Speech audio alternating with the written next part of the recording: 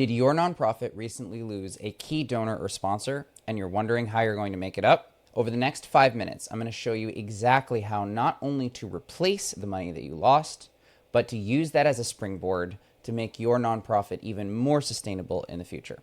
And if you want my ASAP donor replacement script so you can talk to those donors who are going to replace this one, just drop me below this video and I'll give it to you. Hey, I'm Dan Johnson, and I've helped entrepreneurs and business owners launch over 30 impactful nonprofits, as well as raised over $3 million for early stage nonprofits. I know how much this sucks because this happened to me. I was running one of my nonprofits. We were 90% reliant on our founding donor. And after 2 years were up, although the donor gave us a nice runway, they said, hey, after this year, I'm done. I can't financially do this anymore. And we had to scramble.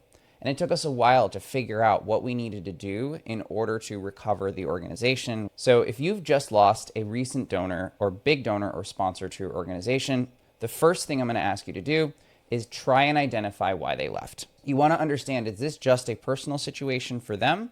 Or is this a broader organizational thing you need to address before bringing on more donors?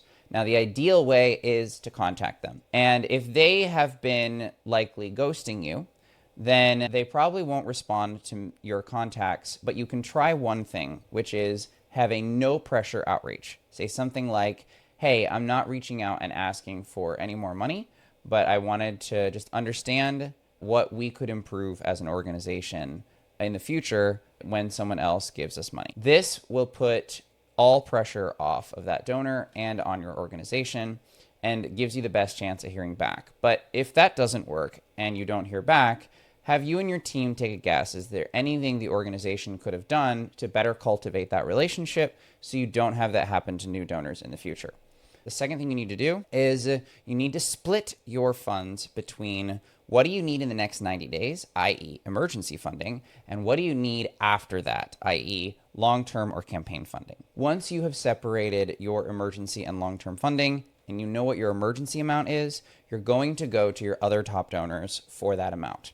You can use my ASAP donor replacement script for that or use your own, but you're going to go to them and talk about the importance of the programs you work with together, the sustainability plan you have going forward, and what kind of money you need from them now in order to keep your programs running. This is going to bring in the emergency funding you need, but you also need to replace that funding because that's going to be a stopgap or a bridge for you and your nonprofit.